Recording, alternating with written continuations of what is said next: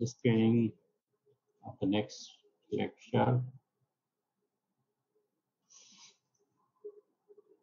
Okay, আমরা এই lecture second law continue করব.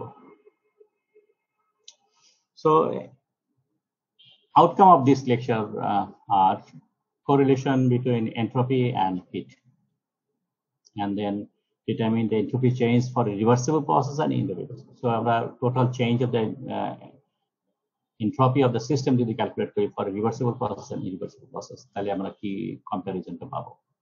Explain the work function. এখন আমরা workটাকে define করব, and then during a process work done কেমন হয় সেটা calculate করার চেষ্টা করব. And finally আমরা বলছি non mechanical work done বলে কিছু আছে. So what are the non mechanical work, common non mechanical work গুলো কি আছে সেগুলোকে আমরা দেখব. So these are the outcomes of this lecture. Okay, relation between entropy transfer and heat. আমরা থার্মোডাইনামিক্সের একদম শুরুতে বলেছিলাম থার্মোডাইনামিক্স সাবজেক্টটা শুরুই হয়েছে to develop correlation or to see the efficiency of a heat engine. ঠিক আছে, এটা হিট দিলে পরে কিছু কাজ করে। সো হিট ইঞ্জিনের এই ক্যালকুলেশন গুলো করার জন্য ইনফ্যাক্ট থার্মোডাইনামিক্স শুরু হয়েছিল এবং সাদি কার্নট এটা শুরু করেছিল। So he considered the behavior and properties of heat engine during a reversible heat flow across the boundary of a system. So সিস্টেমের ভিতরে কিছু হিট আসছে এবং তারপরে সে কতটা কাজ করতে পারে সেটাই তার হিসাব। এখন কিছু বলছো কেউ? আমার কথা শুনতে পাচ্ছ তো? জি স্যার, শুনতে পাচ্ছি। ওকে, তাহলে one of the common heat engine হলো স্টিম ইঞ্জিন। যেমন আমরা বয়লারের কথা বলি যে কিছু স্টিম দিলে পরে স্টিম গুলা এক্সপ্যান্ড করে এবং যার ফলে কিছু কাজ করে। যখন স্টিমটা হাই ভেলোসিটিতে বের হয় তখন সেখান থেকে আমরা কাজ আদায় করি। So this is the one most common heat engine. মেকানিজমটা যদি দেখি সেটা হলো যে there is a high temperature reservoir, সেটা স্টিম হতে পারে। সো হাই টেম্পারেচার রিজার্ভার থেকে কিছু হিট ইঞ্জিনটার মধ্যে আসলো। হিট ইঞ্জিন আসার ফলে সে কিছু কাজ করলো এবং বাকি হিটটা সে আরেকটা লো টেম্পারেচার হিট রিজার্ভারে ছেড়ে দিল। ঠিক আছে, high temperature heat reservoir at T1 temperature, Q1 আসলো, সে কিছু কাজ করলো যেটা আমরা W হিসেবে বলতে পারি। কাজ অ্যারো সাইনটা দেওয়া হয়েছে সেজন্য সে সিস্টেম কাজ করছে, তার মানে কাজ বেরিয়ে যাচ্ছে, W বেরিয়ে যাচ্ছে, Q ভিতর ঢুকছে, W বেরিয়ে যাচ্ছে এবং অবশিষ্ট হিটটা সে আরেকটা লো টেম্পারেচার হিট রিজার্ভার যেটা T2 তে আছে সেটা ছেড়ে দিচ্ছে। So T1 is always higher than T2. Sorry. Okay, so এই ছিল মেকানিজমটা। এখন এটা কিভাবে কাজ করে ভেরি ব্রিফলি যদি বলি, বিকজ এগুলো আমাদের কাজ না, এগুলো মেকানিক্যাল ইঞ্জিনিয়ারদের কাজ। তারপরেও কিভাবে একটা কার্নট সাইকেল কাজ করে, one of the most common, নানান ধরনের সাইকেল আছে, তার মধ্যে মোস্ট কমন সাইকেল হলো Carnot cycle. So it is a cyclic process. Cyclic প্রসেসের মধ্যে 4টা পার্ট আছে, আমরা যদি এক এক করে দেখি। প্রথম পার্ট যেটা আছে একটা পিস্টন সিলিন্ডার অ্যাসেম্বলি, যার ভিতরে সিস্টেমটা ঢুকছে, সিস্টেমটা আছে, it can be any kind of material. So আমরা যেটা করেছি, সো এটা ইনিশিয়াল স্টেজে তার প্রপার্টি হলো P not V naught, let's say temperature T not হতে পারে, নট মানে জিরো না, এটা ইনিশিয়াল কন্ডিশনে ভ্যালু বলা হয়েছে, জিরো কন্ডিশনে। এখন এই সিস্টেমের মধ্যে আমরা বাইরে থেকে একটা high temperature heat reservoir attach করলাম, তাই তো? High temperature heat reservoir attach করার ফলে এই হাই টেম্পারেচার যেটা T1 এ ছিল সেখান থেকে কিছু হিট ভিতরে সিস্টেমের ভিতরে ঢুকলো। ঠিক আছে, সিস্টেমের ভিতরে ঢুকলো এবং এটা বলেছি this is an isothermal process. যেহেতু রিজার্ভারটা কনস্ট্যান্ট টেম্পারেচারে আছে, তো কনস্ট্যান্ট টেম্পারেচারে হিট ভিতরে ঢুকতেছে এবং এর ফলে তো ফার্স্ট প্রসেস যেটা সেটা হলো আইসোথার্মাল প্রসেস, যেখানে হিট ভিতরে ঢুকলো। As a result property change হয়ে গেল, পি নট থেকে P1 হলো, ভি নট থেকে V1 হলো। সো হিট দিলে পরে আইসোথার্মাল প্রসেসে তাহলে P1 ও চেঞ্জ হয়, V1 ও চেঞ্জ হয়, মানে ইউজুয়ালি এক্সপ্যান্ড করে। তো খেয়াল করো ভলিউম এতটুকু ছিল, এখানে ভলিউম বেড়ে গেছে।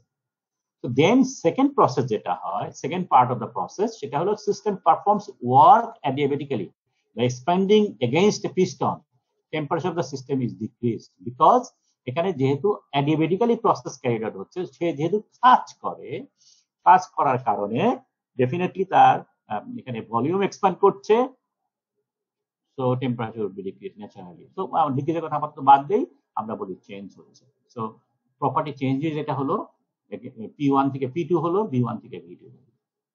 থার্ড স্টেজে এখন কম্প্রেশন শুরু হবে। দুইটা ছিল এক্সপানশন সাইকেল, কম্প্রেশন সাইকেলের মধ্যে যেটা হচ্ছে আমরা একটা লো টেম্পারেচার হিট রিজার্ভার আবার অ্যাটাচ করলাম।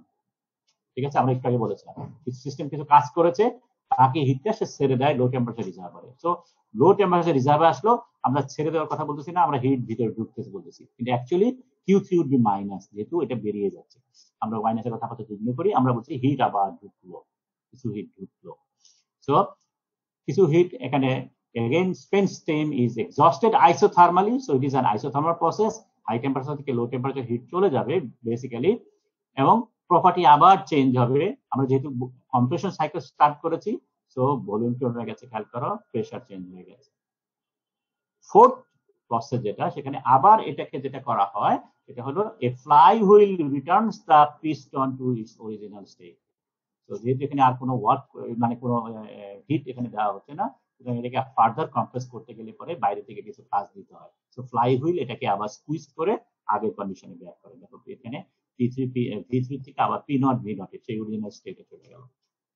সো বেসিক্যালি এই চারটা স্টেপে একটা কার্নোট সাইকেল অপারেট করে এবং এটা কন্টিনিউ করতে হবে। এটাকে যদি কমন আমাদের বোঝার সুবিধার্থে প্রেসার ভলিউম চার্ট অথবা টেম্পারেচার ভলিউম চার্টের মধ্যে যদি উল্লেখ করি, ইনিশিয়াল কন্ডিশন 0 ছিল, প্রথমে একটা এক্সপানশন হয় যেটা হলো আইসোথার্মাল এক্সপানশন। আইসোথার্মাল এক্সপানশন হয় টেম্পারেচার কনস্ট্যান্ট ফিক্সড। আইসোথার্মাল এক্সপানশনের সময় কিছু হিট ভিতরে ঢুকলো, ভলিউম চেঞ্জ হয়ে গেল, প্রেসার চেঞ্জ হয়ে গেল, প্রেসার ডিক্রিজ করে, ভলিউম ইনক্রিজ করে। সেকেন্ড স্টেজ যেটা ছিল অ্যাডিয়াবেটিক এক্সপানশন, ভলিউম বেড়ে গেছে, 1 থেকে ভলিউম বেড়ে গেছে, প্রেসার কমে গেছে, টেম্পারেচারও চেঞ্জ হয়ে যায়। ঠিক আছে, তো থার্ড স্টেজ যেটা সেটা হলো এগেইন আইসোথার্মাল কম্প্রেশন। আইসোথার্মালি কম্প্রেস করা হলো, ভলিউম কমে গেল, প্রেসারও বেড়ে গেল। লাস্ট ওয়ান হলো অ্যাডিয়াবেটিক কম্প্রেশন। অ্যাডিয়াবেটিক কম্প্রেশনের মধ্যে টেম্পারেচারও বেড়ে যাবে, ভলিউম কমে যাবে, প্রেসার বেড়ে যাবে। So is the overall scenario for a heat engine যেটা অপারেট করে কার্নোট সাইকেল অনুযায়ী। এখন এখানে দেখো হিটের আদান প্রদান কেবলমাত্র স্টেজ মানে কি বলে প্রসেস 1 এবং প্রসেস 2 তে হচ্ছে।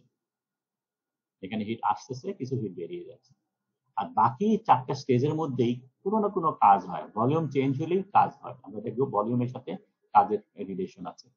তো যেহেতু ভলিউম চেঞ্জ হচ্ছে আইদার পজিটিভ বা নেগেটিভ, সুতরাং কিছু না কিছু কাজ হচ্ছে। So during the whole cycle total work on the system, on শব্দটা কেন খেয়াল করো, অন দ্য সিস্টেম, তার মানে সবকিছু ভিতরের দিকে ঢুকাচ্ছি। আলটিমেটলি সাইন এক একটার এক এক রকম হবে, ভ্যালু মাইনাস সামথিং হবে, প্লাস সামথিং হবে, জাস্ট ইম্যাটেরিয়াল, কিন্তু আমাদের কনভেনশন ঠিক রাখবো, সিস্টেমের ভিতরে ধরে নিচ্ছি সবগুলো ঢুকছে। So total W change would be equal to W1 plus W2, W3, W4. চারটা স্টেজে চারটা W থাকবে। Amount of heat input into the system, সিস্টেমের ভিতরে কাজ আসলো, সরি হিট আসলো, স্টেজ 1 এ আসে, স্টেজ 3 তে আসে, দুইটাই আমরা জানি, এবং অ্যাকচুয়ালি আমরা জানি এটা মাইনাস, এটা প্লাস। ওকে, এখন the overall efficiency of the heat engine, মানে হিট ইঞ্জিনের কাজ হলো কিছু হিট দিব, তার বিনিময়ে কতটা কাজ সে করলো, কাজ কতটা বেরিয়ে আসলো। তো হিট আমরা দেই হলো কেবলমাত্র স্টেজ 1 এ Q1। তো হিট ইনপুট মানে হলো Q1, আর ওয়ার্ক আপনি মানে কতটা কাজ সে সিস্টেমে করলো, টোটাল কাজ W, এবং যেহেতু বলছি কাজ করলো সুতরাং এটা মাইনাস দেওয়া আছে। This is the formula minus. W মানে কতটা কাজ আসলো, কিন্তু ফর্মুলায় বলছে কতটা কাজ করলো এবং কতটা কাজ বেরিয়ে গেল, সেই জন্য minus. So efficiency of a heat engine is equal to minus W by Q1। এখন এইগুলো সব ভ্যালু যদি ক্যালকুলেট করি, আমরা জানি অল দিস আর কি বলে প্রসেস ভ্যারিয়েবল, সরাসরি হিসাব করা যায় না, এটাকে স্টেট ফাংশনের রেসপেক্টে হিসাব করতে হয়। তো এগুলো ফর্মুলা আমরা এখনো জানি না, পরে জানবো। এবং এখানে এটল আওয়ার মেইন পারপাস না, এটা সমান সমান এটা কিভাবে আসলো, আমরা শুধু ধরে নিব যে এটা সমান সমান এটা। So efficiency of heat engine is equal to T1 minus T3 divided by T1। তার মানে স্টেজ 1 এ টেম্পারেচার কত ছিল এবং স্টেজ 3 তে টেম্পারেচার কত ছিল। T1 টা ছিল হলো হট রিজার্ভারের টেম্পারেচার, T3 ছিল কোল্ড রিজার্ভারের টেম্পারেচার। তো W হলো total work done on the system, এখানে মাইনাস হয়েছে, বাই দ্য সিস্টেম হয়ে গেল। Q1 heat absorb by the system during stage 1। Temperature হলো টেম্পারেচার হট রিজার্ভার, T3 হলো টেম্পারেচার কোল্ড রিজার্ভার। তো এখন এই এফিসিয়েন্সির ফর্মুলাটা যদি হিসাব করি, দেখো এফিসিয়েন্সি সমান সমান আপাতত এটা বাদ দেই টোটালি, এফিসিয়েন্সি সমান সমান T1 - T3 / T1, এবং T টেম্পারেচার হলো রিজার্ভারের টেম্পারেচার গুলো। সুতরাং efficiency of a heat engine solely depends on temperature of the reservoir only. ভিতরে ম্যাটেরিয়াল কি দিয়েছি, এখানে পানি দিয়েছি না গ্যাস দিয়েছি না বাতাস দিয়েছি, doesn't matter at all. Efficiency কেবলমাত্র ডিপেন্ড করে দুইটা টেম্পারেচারের রেসপেক্টে, ঠিক আছে? তো কতটা হিট আসলো কতটা হিট গেল এগুলা ক্যালকুলেশন করে হবে, কিন্তু সেগুলো আমাদের এখানে ফর্মুলার মধ্যে নেই, এখানে আছে কেবলমাত্র টেম্পারেচারের রিলেশনশিপ, ঠিক আছে? এবং টেম্পারেচারের সাথে যেহেতু রিলেশনশিপ আছে, T3 হলো কোল্ড রিজার্ভার। তো রিজার্ভারের T3 যদি ফাইনাইট হয়, কোন একটা পার্টিকুলার ভ্যালু হয়, unless it is zero, T0 মানে কি -273, এগুলো অল আর ইন কেলভিন। তো 0K মানে হলো -273, -273 আমরা কখনো অ্যাটেন্ড করতে পারি না, ঠিক আছে? আমরা 270 কাছাকাছি হয়তো নিতে পেরেছি বা কোনোভাবে অ্যাটেন্ড করতে পারি, কিন্তু রিয়েল সিস্টেমের মধ্যে -273 অ্যাটেন্ড করা অ্যাবসলিউটলি ইম্পসিবল। তো তার মানে এই T3 cannot B zero. T3 যদি জিরো না হয়, efficiency of the heat engine cannot be 100%। তো যে কোনো ইঞ্জিন যেভাবেই অপারেট করো না কেন, এটা কখনোই 100% এফিসিয়েন্সিতে অপারেট করে না, ঠিক আছে? ওকে, সো তাহলে পরে ফার্স্ট হলো আমাদের বলে formula change in internal energy is equal to Q plus W। এখানে Q তিনটা, W একটা, W প্রাইম বলে এখানে কিছু নাই, নন মেকানিক্যাল বলে এখানে কোনো কিছু নাই, ঠিক আছে? So change in internal energy is equal two W plus Q, দুইটা Q, এবং যেহেতু এটা cyclic process, so change in internal energy will be equal to 0। তো এটা যদি 0 হয় তাহলে আমরা দেখতেছি W is equal to minus of this দুইটা টার্ম। ওকে, সো এখন যদি আমরা এফিসিয়েন্সির টার্মটা দেখি, efficiency equal to -W/Q1, -W সমান সমান পেলাম Q1 plus Q3 by Q1, আর এটা সমান সমান পেয়েছিলাম T1 বাই T3। সো এটাকে যদি আমরা ম্যানিপুলেট করি, এটাকে 1 প্লাস Q3 বাই Q1 করি, এখানে 1 মাইনাস Q3 বাই Q1 করি, এবং পরে আলটিমেটলি এটা পাবো, 1 কাটাকাটি যাবে, এবং এটাকে যদি সব এক পাশে নেই তাহলে আমরা এখানে একটা ফর্মুলা পাই, ঠিক আছে? So this is the simple way. So for overall cyclic path, একটা সাইক্লিক পাথের মধ্যে এই যে চারটা স্টেপ করে এসেছি, সেগুলোর মধ্যে আলটিমেটলি এগুলোকে জেনারেলাইজ যদি করি, সামেশন Q বাই T, তার যতগুলো টার্ম আছে সবগুলো যোগফল would be equal to 0. So this is the ultimate result of a Carnot cycle of heat engine. So Q by T is equal to 0 for cyclic path, এটা আমরা পেলাম। এখন cyclic path মানে কি? মনে করো আমরা এই ধরনের একটা সাইকেলের কথা চিন্তা করতেছি, এই একটা সাইকেল, স্টার্টিং পয়েন্ট হলো এ, এর থেকে এই রাস্তা ফলো করে বিতে গেল, আবার ঘুরে ঘুরে এতে আসলো। সো ইট ইজ একটা কমপ্লিট সাইকেল। সো এই cyclic process A B A, and it can be broken down into numerous of these rectangular pieces, যেগুলো হলো এক একটা কার্নট সাইকেল চিন্তা করতে পারি, ঠিক আছে? একটু আগে ছবি আঁকলাম, রেক্টেঙ্গুলার প্রেসার ভলিউম রিলেশন বা প্রেসার টেম্পারেচার যেটাই বলি না কেন, বা টেম্পারেচার ভলিউম যেটাই বলি না কেন, তো এগুলো এক একটা সেই রকম সাইকেল হতে পারে, এক একটা কার্নট সাইকেল, এবং এই সবগুলো সাইকেলের যোগফল is equal to Q by T। প্রত্যেকটা Q বাই T যদি ক্যালকুলেট করি, তো এটা যদি Q1 T1, এটা Q2 T2, এভাবে সবগুলো যদি যোগ করি তাহলে পরে এটা 0 হবে, সবগুলো সাইকেলের যোগফল 0 হবে। সো কিন্তু খেয়াল করো, একটা কমপ্লিট রাউন্ড পাথকে আমরা যখন সাইকেলে কনভার্ট করতেছি, এটা এই দাগ দিয়ে যায় নাই, এই মাথাটা এখানে চলে গেছে, সাইকেলের বাইরে চলে গেছে, এই মাথাটা সাইকেলের ভিতরে চলে গেছে। সো এটা জিগজাগ পাথ হয়ে গেছে, নট স্মুথ একটা হোমোজেনিয়াস এবিএ পাথ। এখন যদি স্মুথ পাথ করতে চাই তাহলে করার কোনো উপায় আছে কিনা বলতে পারবা কি কেউ? ইন্টিগ্রেশন করতে হবে। ইন্টিগ্রেশন করতে হবে, এট দ্য সেম টাইম আমরা সোজা ভাষায় বলতে চাচ্ছি এই সাইকেলগুলো আরো ছোট করতে হবে, তাই তো? এই রেক্টেঙ্গুলার ঘরগুলোকে আরো ছোট যদি করি তাহলে পরে আমরা এই প্রতিটা মাথা এই লাইকেন বরাবর দিতে পারি। সো বেসিক্যালি এখানে যে সামেশন যে টার্মটা আছে, এটাকে আমরা যদি ডিফারেন্সিয়াল ফর্মে লিখি এবং ইন্টিগ্রেটেড ফর্মে যদি লিখি তাহলে পরে আমরা এটাকে এক্স্যাক্টলি ম্যাচ করতে পারি। সো একটা ওভারঅল সাইক্লিক প্রসেসকে আমরা হাজারটা কার্নট সাইকেলে কনভার্ট করতে পারি, এবং এই সবগুলো সাইকেলের যোগফল যদি Q বাই T যদি বের করি তাহলে আমরা এটা যোগফল 0 পাবো। এখন আমরা স্টেট ফাংশনকে ডিফাইন করেছিলাম, মনে আছে কিনা? যে স্টেট ফাংশনের cyclic change is equal to 0, মনে আছে? যে কোনো ডিজেড এর সাইক্লিক ইন্টিগ্রেশন যদি 0 হয় তাহলে আমরা বলেছিলাম Z is a state function. So এখানে ডিজেড মানে কি, জেডটা কি, এখানে জেডটা হলো কিউ রিভার্সিবল বাই টি। তো কিউ রিভার্সিবল বাই টি এর যদি সাইক্লিক ইন্টিগ্রেশন করি তাহলে 0 পাওয়া গেছে, তার মানে কিউ বাই টি অবশ্যই একটা স্টেট ফাংশন, কারণ এটা সাইক্লিক ইন্টিগ্রেশন করে 0 পাওয়া গেছে।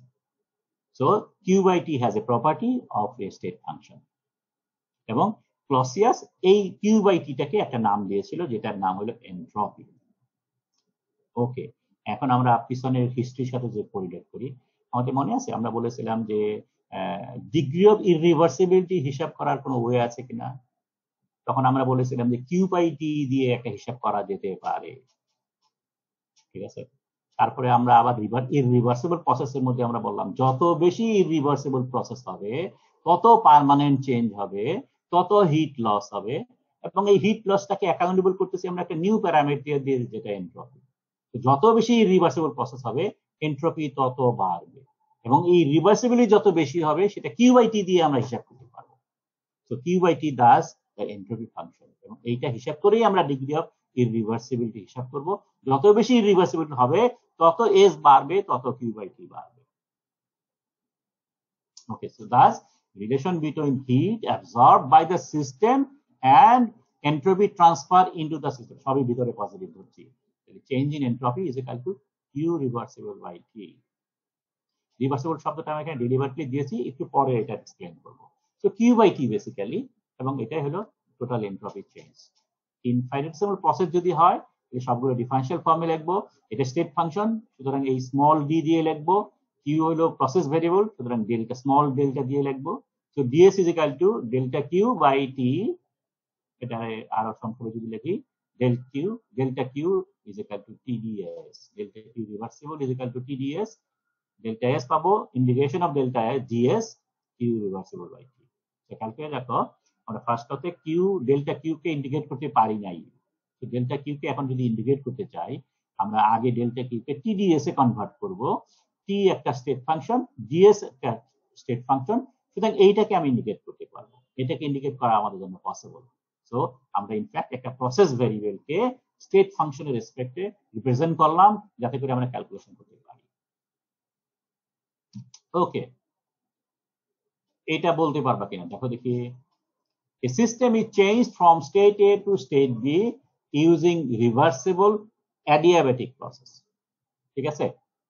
What would be the total entropy change of the system? Zero, yes, because আমরা entropy change সমান সমান আমরা বললাম TDS, sorry, Q by T. Entropy change is equal to del Q by T. So adiabatic process del Q is equal to 0. So entropy change would be also equal to 0. So for reversible adiabatic process del Q reversible is 0. আমি সেখান থেকে DS is equal to 0. তার মানে for a reversible adiabatic process entropy change of the system is equal to 0. যার কারণে adiabatic process কে আমরা often isentropic process ও বলি। অঙ্ক করার সময় মনে রাখবা যখন adiabatic process বলে একটা constraint বা restriction impose করবে into the process, তোমরা ধরে নিবা ডিএস ইজ ইকুয়াল টু 0, ঠিক আছে। ক্যালকুলেশন করার সময় ডিএস ইজ ইকুয়াল টু 0 আমরা ধরবো। So d Q is equal to 0 or dS also equal to 0। Okay, then এখন একটা প্রসেস ক্যারিড আউট করছি, whether the process is reversible or irreversible doesn't matter because entropy is a state function. So change in entropy is independent to the path followed. So reversible হোক irreversible হোক doesn't matter. For A to B process, change in entropy for reversible or irreversible দুইটাই সমান হতে বাধ্য, ঠিক আছে। Reversibly হোক irreversible হোক doesn't matter because entropy change is path independent.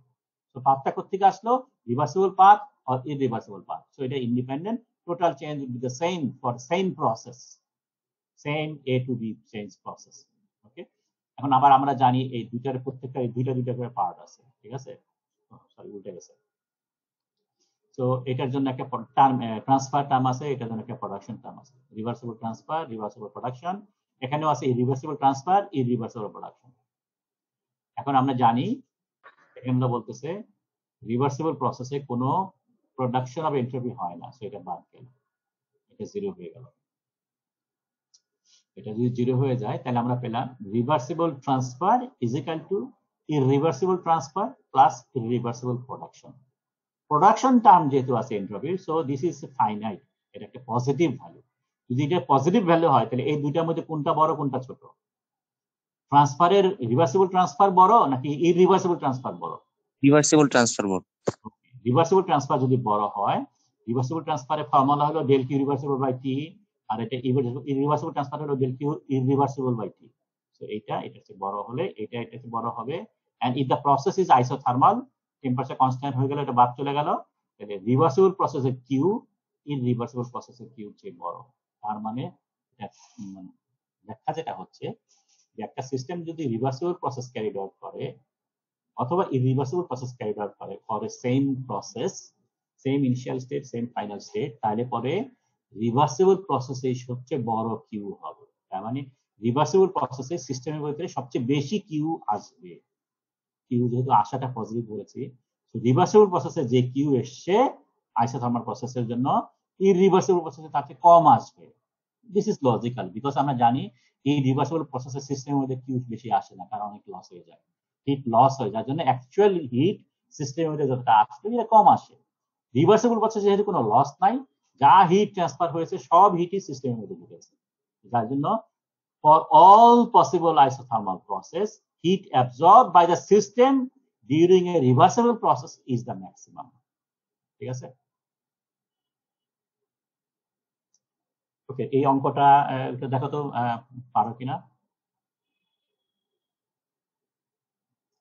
Okay, a steel casting weighing 40 kg and at a temperature 900 degrees centigrade is quenched in 2000 kg oil at 25 degree. Hit treatment নাম শুনেছো? First ইয়ারে শোনার কথা না hit treatment? জি sir. Hit treatment মানে এমন একটা process যেটার মাধ্যমে আমরা ম্যাটেরিয়ালের স্ট্রাকচার চেঞ্জ করি এবং প্রপার্টি চেঞ্জ করি। সো কোয়েঞ্চিং একটা প্রসেস, যে প্রসেসে হাই টেম্পারেচার থেকে পানিতে চুবিয়ে দেওয়া হয়, এবং পানিতে চুবিয়ে দিলে পরে একটা অ্যাবনর্মাল স্ট্রাকচার জেনারেট করে এবং যার ফলে হার্ডনেস বেড়ে যায়। ঠিক আছে, তো এখানে আমরা যেটা করেছি 40 কেজির একটা স্টিল আছে, স্টিল কাস্টিং আছে, যেটা 900 পর্যন্ত আমরা হিট করেছি, হিট করার পরে পানিতে অয়েলে চুবিয়ে দিয়েছি। অয়েল আছে 25 ডিগ্রি সেন্টিগ্রেডে, একটা অয়েল বাথ, যে অয়েল বাথের মধ্যে 2000 কেজি অয়েল আছে। যেহেতু এটা বাথ রিজার্ভার, সুতরাং এটাকে বেশি লার্জ কোয়ান্টিটি রাখতে হয় যাতে এটা টেম্পারেচার চেঞ্জ না হয়। সো 25 ডিগ্রি সেন্টিগ্রেডে আছে 2000 কেজি, তার মধ্যে আমরা 900 ডিগ্রি সেন্টিগ্রেডের একটা 40 কেজি কাস্টিং ডুবিয়ে দিয়েছি। So if there are no heat losses, তার মানে পুরো হিটটাই যদি সিস্টেমের মধ্যে ঢুকে, what is the change in entropy of the casting? Casting এর এন্ট্রপি চেঞ্জ কত হলো, অয়েলের এন্ট্রপি চেঞ্জ কত হলো, এবং বোথ টুগেদার মানে ইউনিভার্স। কাস্টিং হলো সিস্টেম, অয়েল হলো সারাউন্ডিংস, এবং টোটাল হলো ইউনিভার্স। সো সিস্টেমের এন্ট্রপি কত চেঞ্জ হয়েছে, সারাউন্ডিংস এন্ট্রপি কত চেঞ্জ হয়েছে, এবং ইউনিভার্সের এন্ট্রপি কত চেঞ্জ হয়েছে সেটা ক্যালকুলেট করতে বলেছে। ঠিক আছে, সো এন্ট্রপি চেঞ্জের ফর্মুলা মনে আছে, ডেল কিউ বাই টি, তাই তো? সো ডেল কিউ বাই টি এটার ইন্ডিকেশন ফর্ম। তো আমাদের কিউ লাগবে এবং টি যেহেতু আছে, সো টি লাগবে। তো ফার্স্টলি তাহলে এই যে 40 কেজি স্টিল কাস্টিং 900 থেকে ডুবানো হলো, তাহলে টেম্পারেচার কত গেল বুঝলো। তো final temperature of the mixture মানে স্টিল এবং অয়েল দুইটা মিলিয়ে কত হয় সেটা কি বের করতে পারবো আমরা? কোনো ওয়ে আছে কি? স্যার গৃহীত তাপ সমান বর্জিত তাপ, ওইটা দিয়ে টেম্পারেচার। ক্যালোরিমেট্রি স্যার। ইয়েস, সো আমরা হিট ব্যালেন্স করব, তাই তো? আমরা টোটাল হিট ব্যালেন্স করব। হিট ব্যালেন্স কি হচ্ছে সেটা হলো স্টিল কাস্টিং টেম্পারেচার 900 থেকে কমে লেটস সে টি টেম্পারেচারে গেল, আর অয়েলের টেম্পারেচার 25 ডিগ্রি থেকে লেটস সে ওই টি টেম্পারেচারে উঠলো। ঠিক আছে, এই দুইটা আমরা হিসাব করব এমএসটি ক্যালোরি হিসাব করে, MST calorie. So temperature of the casting reduced 900 to 10 degree centigrade, আর অয়েলের রেশিও 25 থেকে 30 ডিগ্রি সেন্টিগ্রেড। তো এমএসটি ক্যালোরি যদি হিসাব করি তাহলে পরে এম, প্রথমে এটা স্টিলের দেওয়া আছে 40 কেজি এম, এটার স্পেসিফিক হিট বলা আছে 0.5 কেজি এটসেট্রা কিলো জুলস পার কেজি কে দেওয়া আছে। আর টি টেম্পারেচার হলো, ফাইনাল টেম্পারেচার হলো টি কেলভিনে দেওয়া আছে এটা, আর এটার টেম্পারেচার 900 ছিল, 900 টাকে কেলভিন করা হলো। আর এটা অয়েলের জন্য, অয়েলের এম হলো 2000 কেজি, অয়েলের স্পেসিফিক হিট দেওয়া আছে, অয়েলের টেম্পারেচার ইনিশিয়ালি 298 মানে 25 ডিগ্রি ছিল, সেটাকে 298 কেলভিন টেম্পারেচার। এটাকে ব্যালেন্স করলে আলটিমেটলি টি আসে 331.65 কেলভিন। তো টেম্পারেচার চেঞ্জ হয়ে গেছে দুইটারই, হোমোজেনাস হয়ে যাওয়ার পরে আমরা ধরে নিলাম এই টেম্পারেচার অ্যাটেইন করব। এখন আমরা কেস যদি ইন্ডিভিজুয়ালি ধরি, ইন্ডিভিজুয়ালি আমরা হিসাব করব কি ডেল্টা এস সমান সমান delta Q reversible by T initial temperature to final temperature. Okay, এখানে আমি একটা ফর্মুলা দিয়ে দিয়েছি, এটা আমরা এক্সপ্লেন করি নাই, এটা আমরা আরো পরে এক্সপ্লেন করব। ঠিক আছে, Q is equal to CPDT M CPDT, এই ফর্মুলাটা মনে রাখো। Q is equal to del Q, এটা যেহেতু ডিফারেনশিয়াল ফর্মে আছে, so del Q reversible is equal to M CPDT. M মানে মাস, সিপি হচ্ছে সিপি জানোই specific heat at constant pressure, আর ডিটি, আর নিচে টি দেওয়া আছে। সো এখন যদি এটাকে ইন্ডিকেট করি, এম হলো কনস্ট্যান্ট, টি কনস্ট্যান্ট, সিপি এখানে কনস্ট্যান্ট, একটা ভ্যালু যেহেতু দেওয়া আছে, আসলে সিপি কনস্ট্যান্ট হয় না, আমরা এটা পরে দেখবো। এখানে কনস্ট্যান্ট দেওয়া আছে 0.5 আর একটা 0.25, এটাও কনস্ট্যান্ট। সো এম সিপি বাইরে চলে গেল, so ultimately DT by T, এটা হলো লন টি2 বাই টি1, তোমরা ইন্টিগ্রেশন ফর্মুলা জানো। তাহলে এখন এই ভ্যালুগুলো যদি বসাই, এম হলো 40 কেজি, সিপি জানি, লন টি2 মানে হলো ওই যে টি যেটা 331 আমরা একটু আগে বের করলাম সেটা, আর অরিজিনাল টেম্পারেচার ছিল এটা। সো এই ভ্যালুটা ক্যালকুলেট করে ডেল্টা চেঞ্জ, এন্ট্রপি চেঞ্জ যেটা আসে -25.26, তার মানে সিস্টেমের এন্ট্রপি কমে গেছে, সিস্টেমের এন্ট্রপি 25 কিলোজুল পার কে কমে গেছে। অয়েলেরটা যদি হিসাব করি এক্স্যাক্টলি সেম ফর্মুলা অনুযায়ী, অয়েলের ভ্যালু আসবে এমসিপি লন টি2 বাই টি1। এখানে এম হলো 2000 কেজি, অয়েলের সিপি দেওয়া আছে, এটা ইনিশিয়ালি ছিল 298, ফাইনালি 331 আসতো, এটা হিসাব করে আছে +53। সো অয়েলের এনট্রপি বেড়ে গেছে, সারাউন্ডিং এনট্রপি বেড়ে গেছে। It is logical because hit system থেকে বাইরে চলে গেছে, অয়েলকে গরম করেছে, সিস্টেমের মধ্যে হিট চলে গেছে, সো এনট্রপি মাইনাস হয়ে গেছে, সারাউন্ডিং এ হিট এসছে, সেটা প্লাস হয়ে গেছে। ওভারঅল সেকেন্ড বলে ইউনিভার্সের এনট্রপি সবসময় বাড়ে, সেটা চেক করে দেখি এখন। ওভারঅল মানে system plus surroundings, so casting plus oil, casting এর এনট্রপি চেঞ্জ -25 আর সারাউন্ডিংস এর হলো +53, দুটো যোগ করলে +28, সো এনট্রপি সিস্টেমের বেড়ে গেছে। So note that although the entropy of the casting can be decrease, সিস্টেমের এনট্রপি বাড়তে কমতে পারে, কিন্তু total change of the universe অবশ্যই ইনক্রিজ হতে হবে। So this is a simple problem. Then there is another one, work. First row তে মনে আছে, ফার্স্ট রোতে দুটো টার্ম আছে, একটা কিউ আর একটা ডাব্লিউ। কিউটাকে আমরা কিভাবে ক্যালকুলেট করতে হয় সেটা আমরা দেখে গেলাম। এখন ডাব্লিউ কে কি করে ক্যালকুলেট করব সেটা আমাদের জানা দরকার। ফিজিক্সের মধ্যে আমরা পড়েছি ডাব্লিউ সমান হলো work done is equal to force into distance. ঠিক আছে, ফোর্স এবং ডিসটেন্সের ডট প্রোডাক্ট, যেহেতু দুইটাই vector, so delta W is equal to force dot distance. ঠিক আছে, ডিসটেন্সটা এখানে ভেক্টর কেন? বিকজ ফোর্সের ডিরেকশনে চেঞ্জ হইতে হবে, ডিরেকশনটা dx change must be along the direction of the force applied. ঠিক আছে, সো মনে করো দিস ইজ দ্য সিস্টেম। ঠিক আছে, একটা piston cylinder assembly, so this is the cylinder, এটা হলো পিস্টন, এবং এইটার ভিতরে কিছু গ্যাস আছে, সো গ্যাসের একটা প্রেসার আছে, সেই গ্যাস প্রেসারটা হলো পি, ইন্টারনাল প্রেসার। সো এটা দিস ইজ গ্যাস প্রেসার, এবং এই গ্যাস প্রেসারের কারণে পিস্টনটা বাঁদিকে চলে যাবে, আর বাঁদিকে যাতে চলে না যায় সেই জন্য বাইরে থেকে আমরা একটা এক্সটার্নাল ফোর্স দিয়ে জাস্ট ধরে রাখছি। বুঝা গেছে ব্যাপারটা?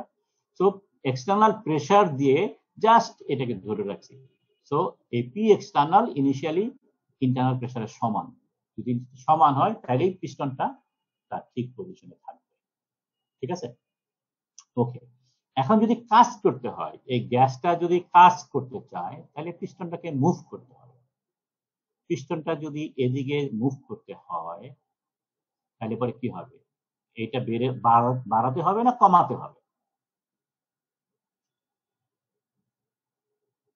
স্যার বাড়াতে হবে।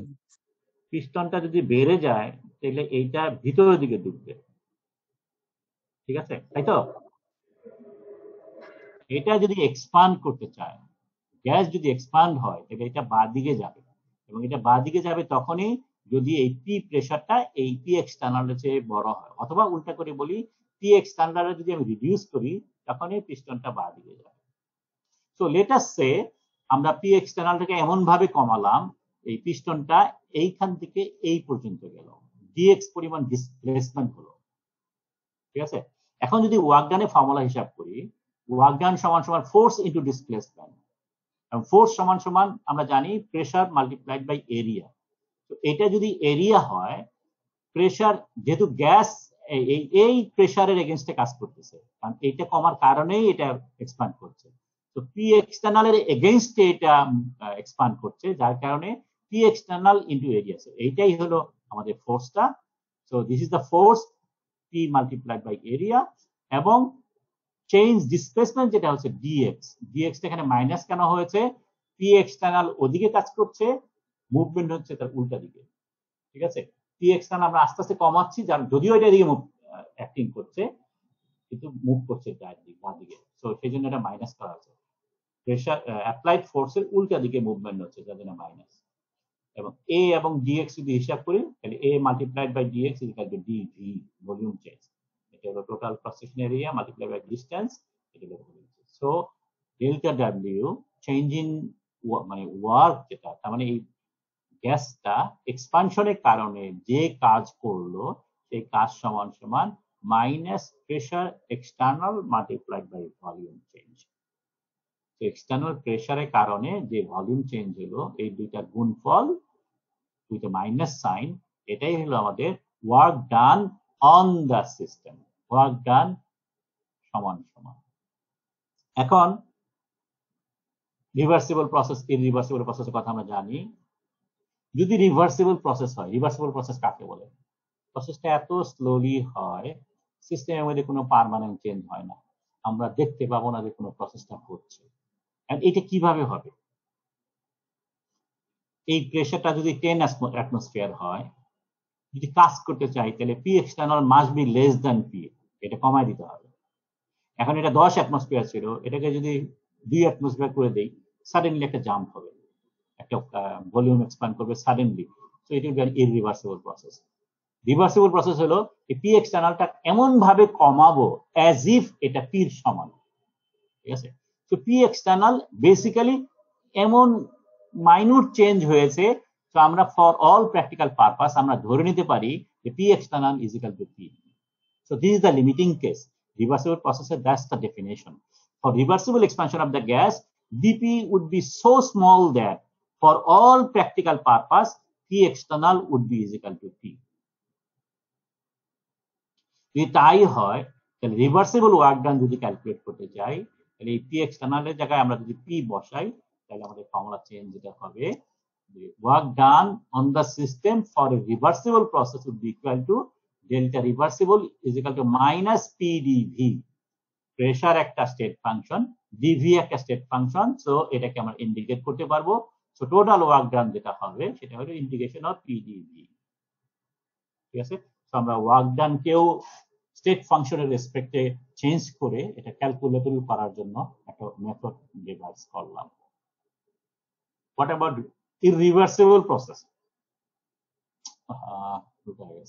তো ইররিভার্সিবল প্রসেস আমরা বলছি যে পি এক্সটার্নাল কখনোই পি ইন্টারনালের সমান না, কারণ যদি সমান হয় তাহলে আমরা বলছি রিভার্সিবল প্রসেস। একটা ফাইনাইট চেঞ্জ যদি আনতে হয়, অবশ্যই পি এক্সটার্নাল সাফিসিয়েন্টলি ছোট করতে হবে, ঠিক আছে।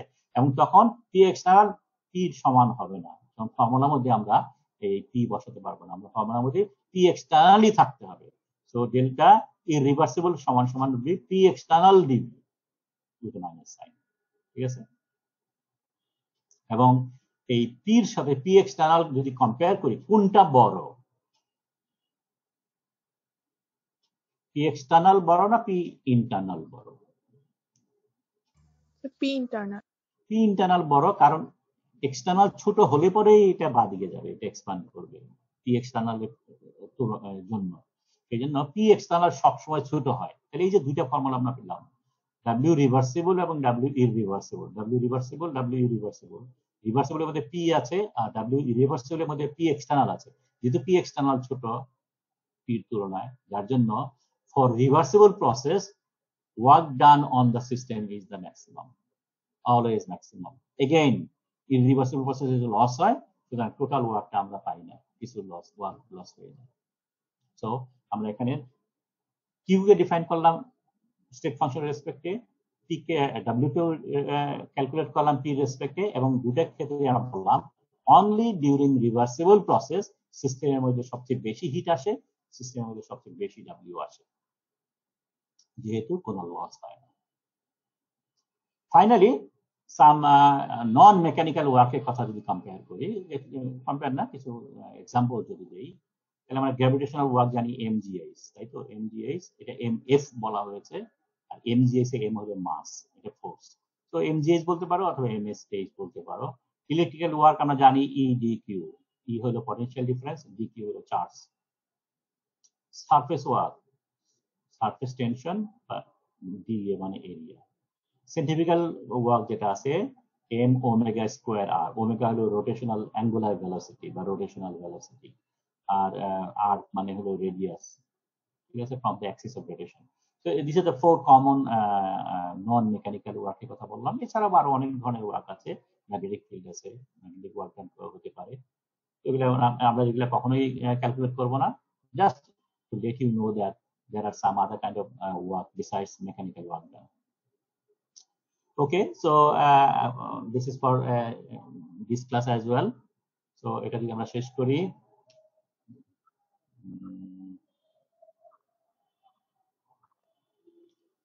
তো স্টপ শেয়ার যদি করি, তাহলে আমরা স্যার ইয়েস কিছু বলবা? কিছু স্যার বলবা? বলো। স্যার আমরা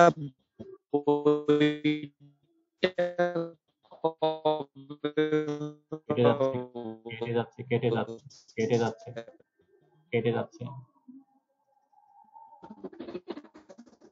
আবার বলো, আবার বলো।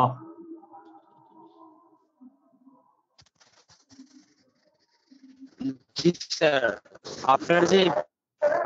আপনার বইটা কবে বইটা বইটা কিছুটার মধ্যে হয়ে যাবে, শনিবারে ডিপার্টমেন্টে এসে নিয়ে নিবা।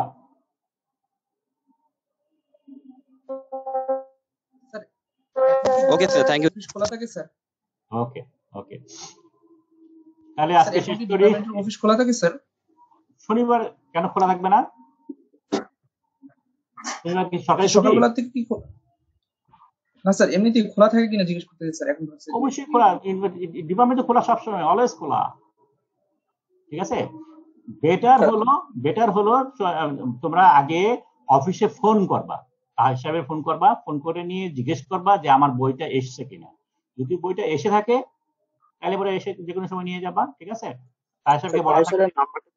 হ্যাঁ, ডিপার্টমেন্টে আমাদের বুয়েটের টেলিফোন নাম্বার জানো?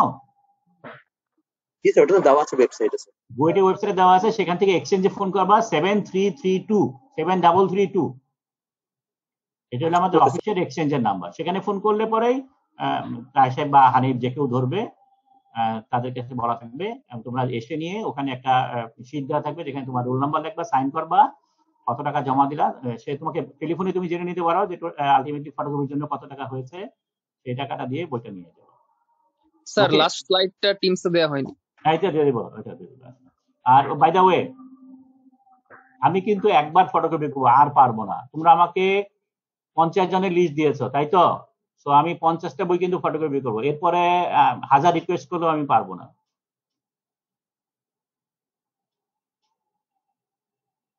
বুঝতে পেরেছো কি বলেছি?